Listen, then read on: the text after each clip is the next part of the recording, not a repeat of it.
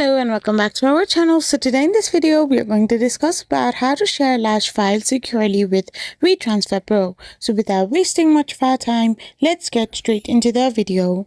So to share large files securely, you need to sign in to your WeTransfer Pro. After you have done this, you need to upload your files.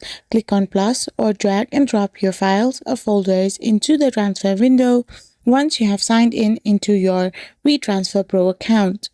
You can also upload from Google Drive or Dropbox if needed.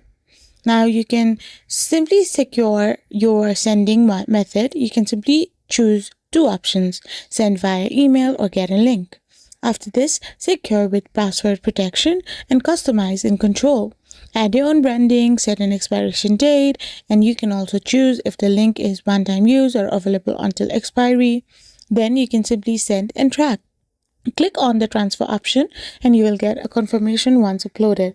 In your WeTransfer dashboard, you can track who downloaded the file and resend or delete the transfer anytime.